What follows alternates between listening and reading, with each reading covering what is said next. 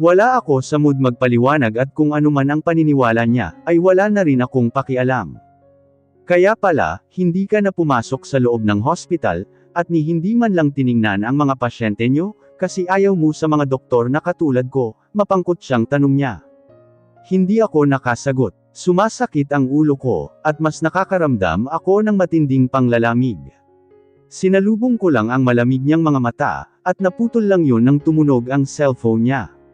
"Hello baby," masiglang sagot niya, at may lambing sa tono ng boses niya. Baby, his mistress. Kakaiba talaga siya kung ang kabit niya ang kausap. No, nasa bahay ako. Yeah, okay pupuntahan kita riyan, aniya at muli akong tiningnan, pero may ngisi na sa labi. Nagpaparinig. Sa kanya ako tinalikuran. Where are you going Dave? Tanong ko kahit may alam na ako kung saan siya pupunta. None of your business. Malamig na sagot niya sa akin, at ni hindi man lang niya ako tiningnan. Lumabas na siya at nanghihinang napasalampak na lang ako ng upo sa sofa.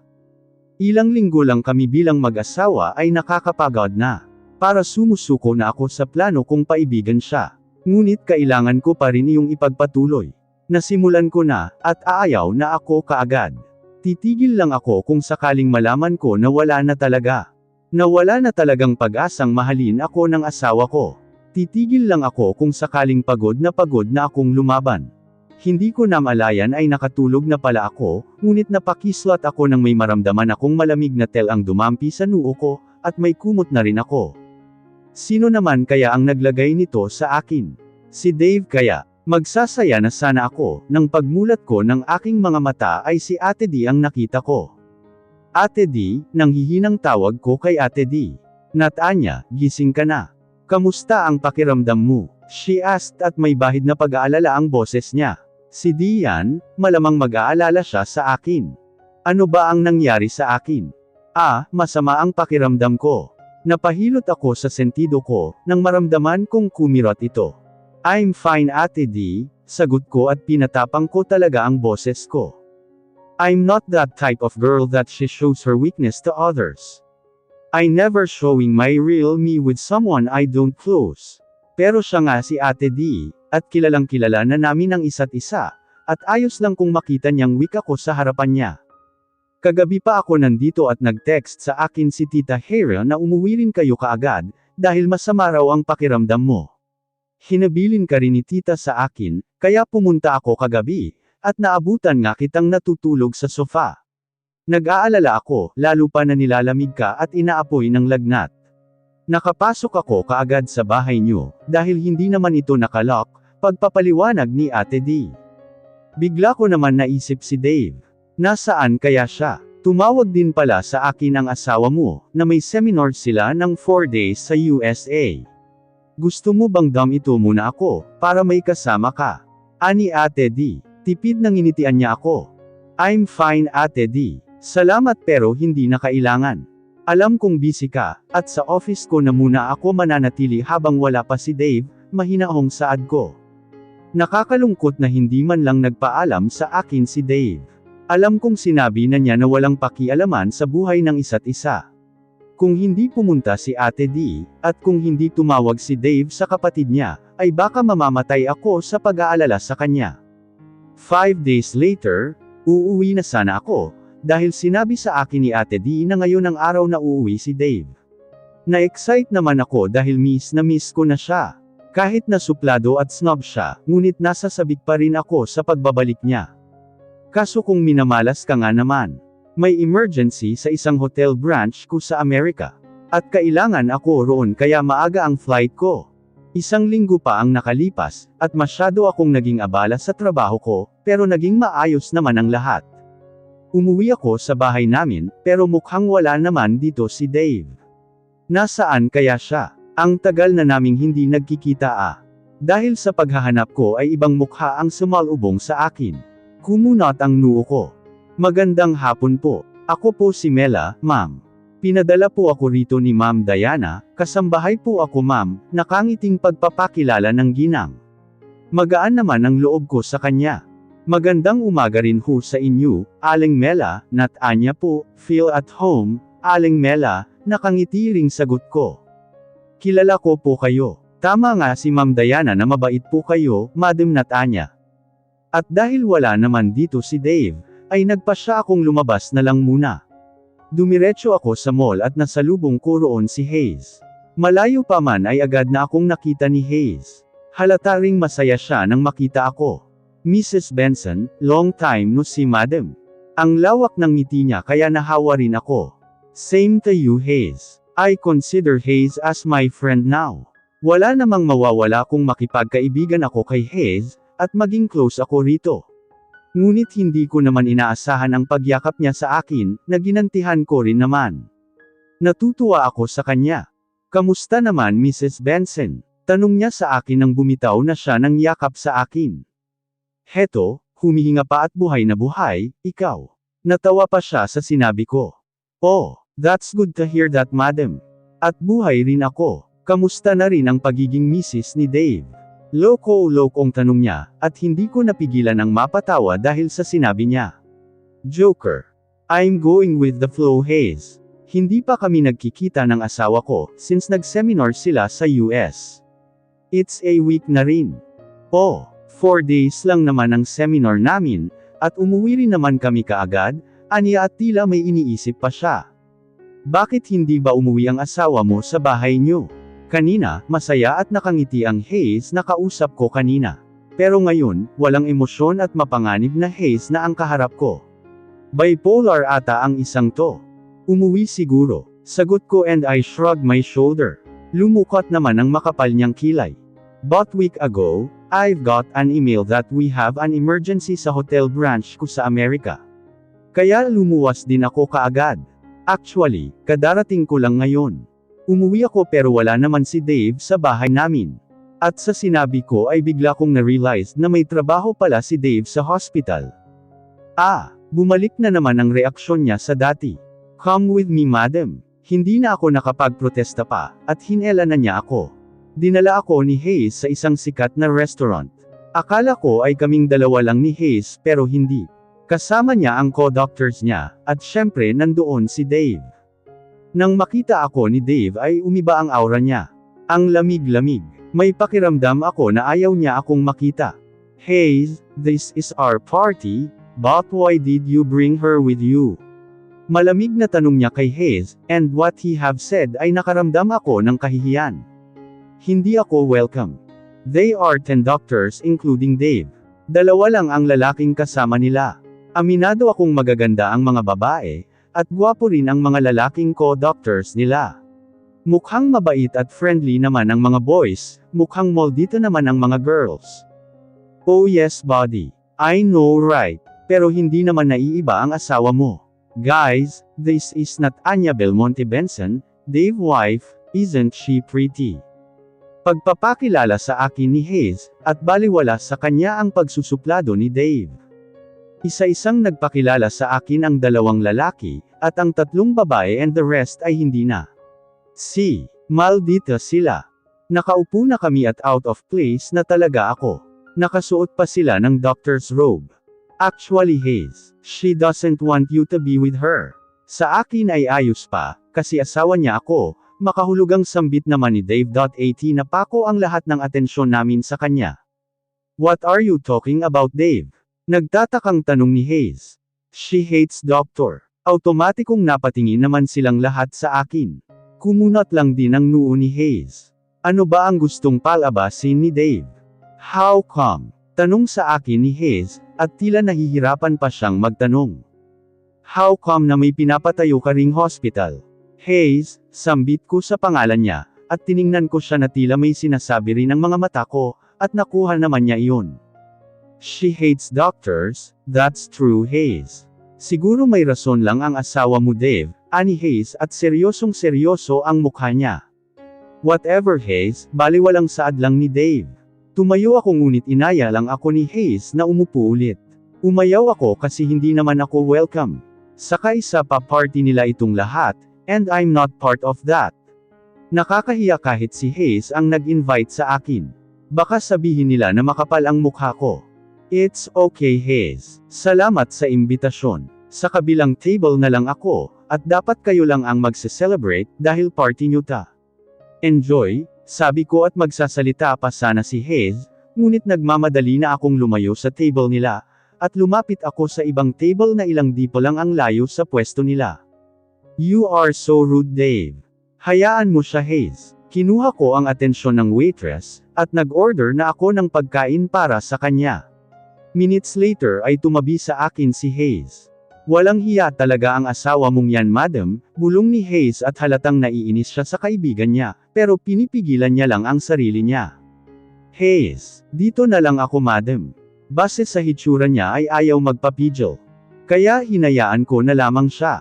1.5 oras ang lumipas ay saka kami umuwi. Dahil dala ko ang kotse ko, ay hindi na ako naihatid ni Hayes, ayon sa kagustuhan niya. Dave, sumabay ka na kaya sa asawa mo. Ipag-drive mo siya, gunggong. Hayes, hayaan mo na ang kaibigan mo. I have my car, Hayes. Thanks God. Hinawakan ko ang braso ni Hayes nang akmang susugurin na naman niya si Dave. That's okay, Hayes. I can drive myself. Pasaway talaga siya, kaunti na lang ay mauubos na niya ang pasensya ko, ngit-ngit niya, at hindi na maganda ang mood niya.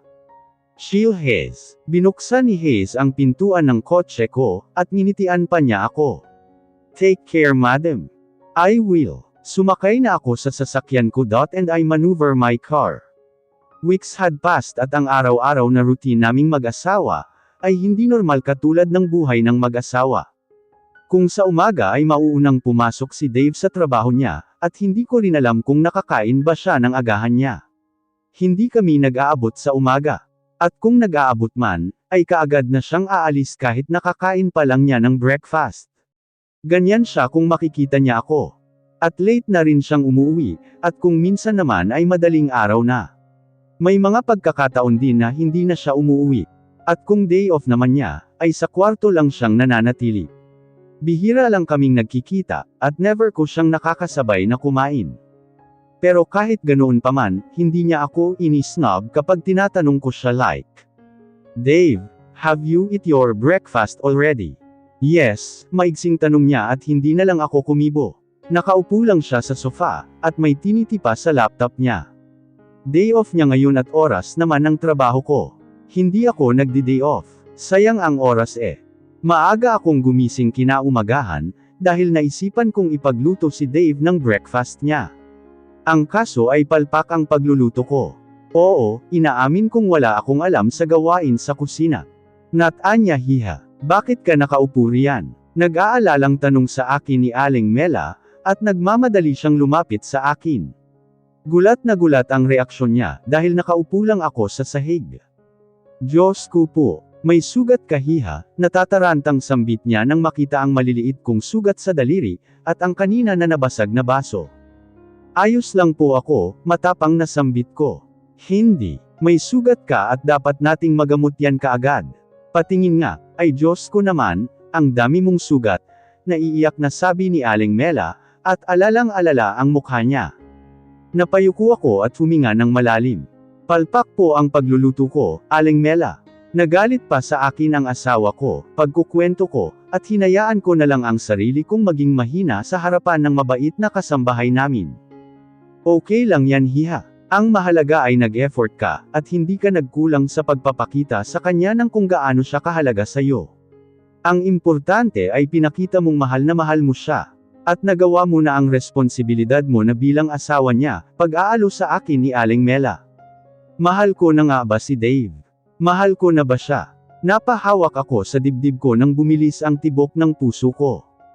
Tama si Aling Mela, mahal ko na nga ang asawa ko. Nakakapagod din pala ang maghabol-habol, ano? Natatawang sabi ko, at pinunasan ko ang mga luhang dumausdas sa pisngi ko. Hiha, hindi mo naman kailangang maghabol sa asawa mo. Kung hindi ka talaga niya kayang mahalin, ay huwag mo nang ipilit ang sarili mo sa buhay niya, na alam mong mahirap pasukan. Na alam mong masakit at masasaktan ka lang. Kung ang buhay na yun ay masyadong mapanganib, dahil walang tao ang maaaring magtanggol sa iyo roon. Tago sa puso ang sinabi ni Aling Mela. Hindi ko to sinasabi sa iyo upang tumigil ka na sa pagpapapansin sa asawa mo. Sinasabi ko to para sa maging matapang ka, at mahalin mo na muna ang sarili mo. Huwag kang mag-alala, anak. Balang araw ay magiging masaya ka rin, at lahat ng mga luhang yan ay hindi na ang dahilan na nasaktan ka. Leon ay masaya ka na, napayakap na lang ako kay Aling Mela, at tahimik na umiyak sa dibdib niya. I miss my mama. My mama, malapit na pala ang death anniversary ni mama. Nang umayos na ang pakiramdam ko, ay nagpaalam na ako kay Aling Mela, para pumasok sa trabaho, ngunit hindi ako roon pumunta. Pupuntahan ko si Dave. Gusto ko siyang makita, gustong-gusto ko siyang makita. Minutes later I reached the hospital, and I parked my car. Bumaba ako kaagad at dumiretso sa front desk. Yes ma'am. The front lady asked me. Where is the office of Dr. Benson? Do you have an appointment with Dr. Benson ma'am? Nakataas na kilay na tanong niya. Yes, walang emosyon na sagot ko, at sinabi naman niya sa akin kung saan ang floor ng office ni Dave. Sumakay na ako sa elevator, at pinindot ang floor ni Dave. Pumikit ako dahil sa naaamoy ko ang mga gamot sa hospital. Naalala ko na naman ang nakaraan. Ang nakaraan na pinilit kong kalimutan. Masaya, masakit, mapait at malungkot na alaala. Pangarap ko rin ang maging doktor sana. Ang kaso minalas ako. I heard aping of elevator, and I sighed a deep breath. I collected myself before I stepped out from the elevator. Pinasadahan ko ng tingin ang floor, at mukhang nag-iisang office lang ang mayroon dito. Solong-solo ni Dave ang floor na ito. May table sa labas ng office, at marahil private assistant ni Dave. Arjona Reyes. Sumikip bigla ang paghinga ko, at tila may kung anong bagay ang damiin ng puso ko. Si Arjona Reyes. Ang kabit niya ay private assistant niya. What the? I wonder kung ano ba ang pinaggagawa nila kung break time nila sa trabaho. Nasa loob kaya silang dalawa. Dahan-dahan kong ipinihit ang doorknob, at itinulak ito para mabuksan, pero sumilip lang ako sa loob. Nakita ko namang magkatabing nakaupo sina Dave at ang kabit niya. Nakasuot pa sila ng uniform nila. Magkayakap at nakasandal ang ulo ni Arjona sa dibdib ni Dave, habang magkahawak kamay pa sila. Ang kaliwang kamay naman ni Dave, ay humahaplos sa mahabang buhok ni Arjona. Paminsan-minsan pa ay hinahalikan niya ang buhok at ulo nito. Napangiti ako ng mapait, at tila dinig na dinig ko ang pagkasira ng puso ko. Ang gandang eksena naman, ngunit masyadong masakit. Sobrang sakit. Perfect couple. Isang doktor at isang nurse. Pinakiramdaman ko ang puso ko. Sobrang sakit, sobrang hapdi nito. Ganito pala ang pakiramdam ng nasasaktan. I promise baby, within these 3 months ay ipapaanil ko ang kasal namin. Napahawak ako sa dibdib ko, kung saan nakatapat nito ang puso ko, at pakiwari ko ay may malaking kamay ang pumiganon. Wala na palang ikakasakit na eksenang nakita ko, ngunit ang mga katagang narinig ko mula kay Dave ay sobra-sobra na. Is that true baby? Really? Hihiwalayin mo ang asawa mo para sa akin? Malambing na tanong nito sa kanya. Atat na atat siya. Yes, that's a promise baby. Ikaw lang ang mamahalin ko, at gusto kong makasama habang buhay. Isa pang pinakamasakit na salitang narinig ko mula sa asawa ko. Napahawak ako sa bibig ko. I cried, naiiyak ako sa mga naririnig ko. Parang pinipiraso ang pagkapunit sa puso ko. Thank you baby. I love you Arjona. Ayoko nang makarinig pa ng masasakit na salita, kaya sinara ko na ang pintuan at napalakas iyon. Kaya nagmamadali na akong umalis doon. Mabuti na lang ay bumukas kaagad ang elevator, at saka ako pumasok. Mariin na ipinikit ko ang mga mata ko, para pigilan ang pagtulo ng mga luha ko.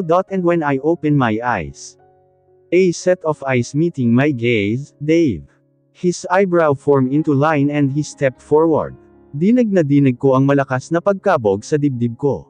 Pero bago pa siya makalapit sa direksyon ko, ay sumara na ang elevator na ikinahinga ko ng maayos.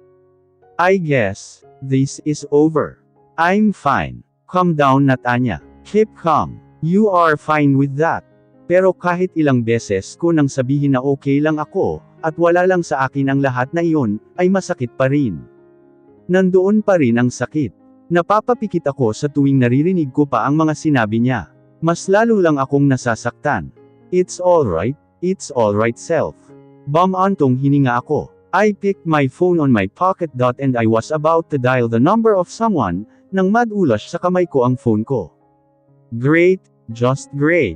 Lumuhad ako at gamit ang mga kamay kong nanginginig ay pinulot ko ta. Halos wala na akong makita dahil sa mga luha ko. It's okay. You'll be fine, Nat Anya. Tumayo na ako at naglakad na. Napaigtad pa ako nang may nakabangga sa akin. Tumingin ka nga sa dinorianan mo. Sigaw sa akin ng isang babae. Ngunit para akong isang bulag, bingi at pipi. Hindi ko pinansin ang babae at diretso lang ang lakad ko. Walang tigil sa pagbuhos ang mga luha ko, kaya pinapahiran ko na lang ito. Nasa parking area na ako, at maski ang kotse ko, ay nakalimutan ko kung saan ko naipark. Masyadong lutang ang isip ko. Oh, there's my car. Natatawang sambit ko at naglakad palapit sa kotse ko. 5 hakbang ang nagawa ko, at napahinto rin ako nang makita kong sumabog ito. At dahil malakas ang pagkasabog nito, ay tumilapon pa ang katawan ko. I automatically closed my eyes, at hinintay ang katawan kong bumagsak sa cement. I heard someone curse, at kasabay na bumagsak ako sa matigas, ngunit may culambuten ring bagay. I opened my eyes and only found out that it was Dave. Si Dave ba ang sumalo sa akin? Dave, I uttered his name. Hey, wake up. Aniya at unti-unting bumigat ang talukap ng mga mata ko. Hold on, Nat Anya. Naramdaman kong binuhat niya ako, at patakbong pumasok ulit sa loob ng hospital. Sa nanlalambot kong kamay, ay inabot ko ang pisngi niya. Masuyong hinaplos. Napangiti ako. I love you, Dave. 1 linggo at 3 araw na ang nakakaraan, simula noong sumabog ang kotse ko sa hospital. At tumakas nga ako. Yeah, I escaped from the hospital. Madam, ayos na po ba ang sugat nyo? He's talking about my wound, on my cheek and forehead. I'm fine, Bud. I'm going home today. Bored na sagot ko kay Bud. You're drunk, Anya? I'm not. Kaunti lang naman ang ininom ko I'm really fine, Bud. Mataas ang tolerance ko sa alcohol. Just ready my car. Baliwalang sabi ko, at tumayo na ako ngunit muntik na akong mabuwal. At maagap naman si Bud, kaya nahawakan niya ako sa braso. I'm alright. Let me go, Bud. Alright. I'll driving you home, madam. No, Bud. Stay here and me. Uuwi na ako sa asawa ko, at may pag-uusapan kami, wala sa sariling sambit ko. Fine. I know you can handle yourself, pagsuko ni Bud. Here's your key. Drive safe, madam. Alright. Masiglang sabi ko, at mabilis na sumakay na ako sa kotse ko at pinaharurot ito. Sinadya kong paulit-ulit na bumusina, at natatawang bumaba na ako mula sa kotse ko. Oh, I missed my home so much. Manghang sambit ko, at para akong zombie na naglakad papasok. Nat Anya, Diyos ko, mabuti at bumalik ka. Alam mo bang alalang-alala ako sa'yo? Hindi naman po sobrang nag-aalala sa akin si Aling Mela, ano? Hi, magandang gabi ho, Aling Mela, bati ko sa kasambahay namin, at muntik na akong mabuwal dahil sa hilo ko. Diyos ko, lasing ka, nalalayan naman ako ni Aling Mela. I'm fine, Aling Mela. Linya ko na yata ang I'm fine, iyon na lamang ang alam kong sasabihin. Where is my husband? I asked while I roamed my gaze inside the house. Nasa swimming pool si Sir Dave, hiha. Dito ka lang, ipagtitimpla kita ng kape, para mahimasmasan ka. Iniwan na ako ni Aling Mela dito sa living room, at napako ang tingin ko sa center table. May pamilyar na kwintas. Pamilyar. Yeah, parang nakita ko na to somewhere. Hindi ko lang matindaan kung saan ko to nakita. Walang pag-alinlang ang kinuha ko at tinaas sa ere upang makita ko ito ng maayos. A necklace, pero bakit maraming pendant? Hinawakan ko ng mabuti ang pendant, at kasabay ng pagbilis ng tibok ng puso ko. Pamilyar nga. 3 pendant ang nakasabit sa kwentes. 1 moon, star at key. Tumayo ako at dahan-daang naglakad patungo sa pool area, at pagkarating ko roon ay hinanap kaagad ng mga mata ko si Dave. Dave, tawag ko sa pangalan ng asawa ko. Nakita kong may wine and glass sa maliit na table. Lumapit ako sa table at kinuha ko ang wine. Walang seremonyang tinungga ko ang wine.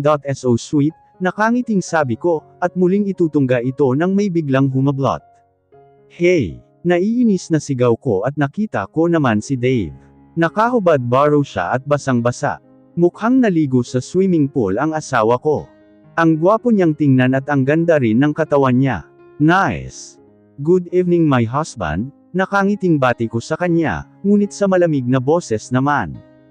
Where have you been? Malamig at maautoridad na tanong niya sa akin. Somewhere I guess. Natatawang sagot ko ngunit patanong naman. Just tell me the truth. Where have you been after the incident at the hospital? And you've been conscious before you were gone? Aniya at umupo lang ako, saka ako sumandal sa likuran ng upuan. Mataman ko siyang tinititigan. The last time I checked, you didn't care about me and now, why suddenly change? Why do you even care husband? Seryosong tanong ko at napa-cross arm pa ako. Hindi siya nakasagot sa tanong ko, at ilang minuto lang siyang nakatayo at tinatitigan ako. Iyong paraan ng pagtitig niya ay nakakahipnotismo. Kaya minsan nakakailang. Napangisi ako nang maalala ko, na these few days ago, ay may nakalap akong mahalagang impormasyon.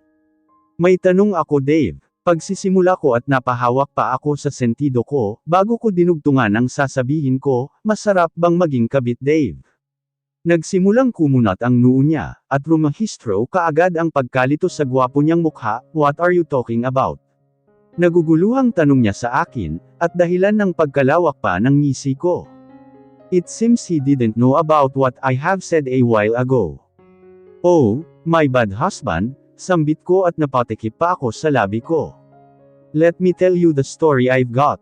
I have a friend. This friend of mine is manhid and tanga. She's married with someone else but she's cheating on him. Alam mo ba na naging kabit din siya sa mismong kabit din? May kaguluhang pagkukwento ko. What? Hindi umiba ang reaksyon ng asawa ko. Halatang nalilito na nga siya sa pinagsasabi ko. Masyado bang magulo? I'll explain carefully. Tumayo ako at ilang dipo lang naman ang layo niya sa akin, kaya naaga ko sa mga kamay niya ang wine saka ko tinungga ito. You're drunk? He commented. I'm not, I said and shrugged my shoulder. Okay, let's continue the story. Her name is Christy, she's married with Christoph without love. Because the truth is, they are just arranged married. So, no involved love nor attractions. Christy was in love with someone else, her boyfriend a crap that. Or should I say, naging kabit niya ang lalaking mahal niya. And did you know what is funny? Iyong kabit niya ay may asawa rin pala. Kaya naging kabit din siya ng isa pang kabit. Ang ganda ng kwento ko, ano? Natatawang sabi ko, kabit plus kabit is equals perfect couple.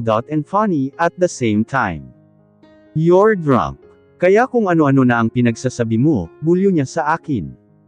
I'm not. I can't even drive myself here. Marahas na bumuga siya ng hangin mula sa bibig niya, at bumaba ang tingin niya sa kamay ko. Oh, this is yours. I asked and I raised my hand for him to see the thing I handed. Mabilis na inagaw niya ito sa akin.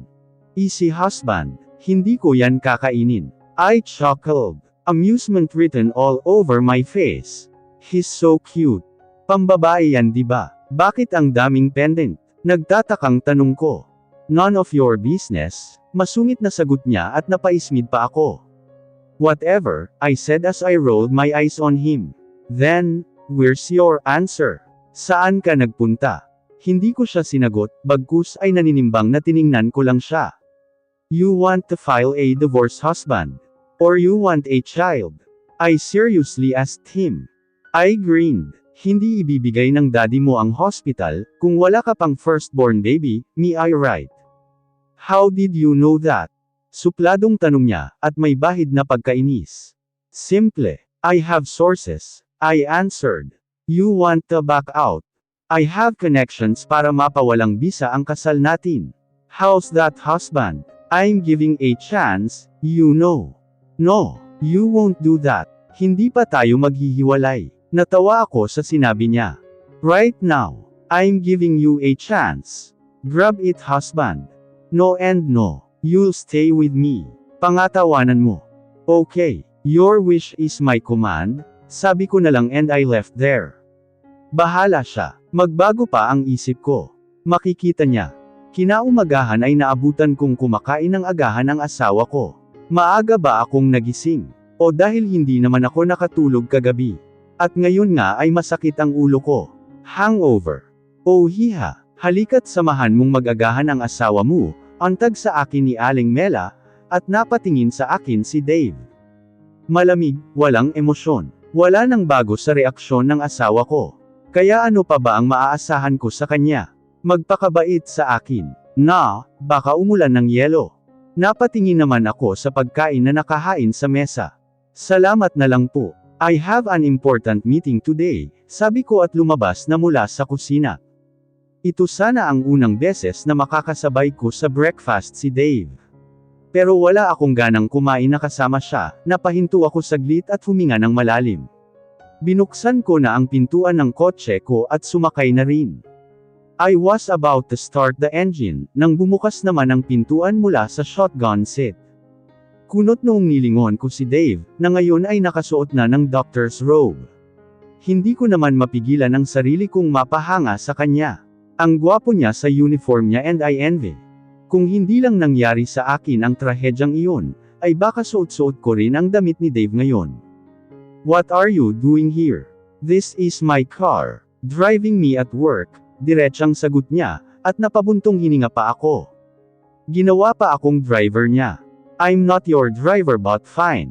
I'll drive you to your work, masungit na sabi ko and I maneuver my car. Why do you have a bomb on your car, last week? Out of the blue he asked. I remained silent. You should have bodyguard, he commented. Should I? Yeah, did you know, John Reyes? Pag-iiba ko ng topic namin.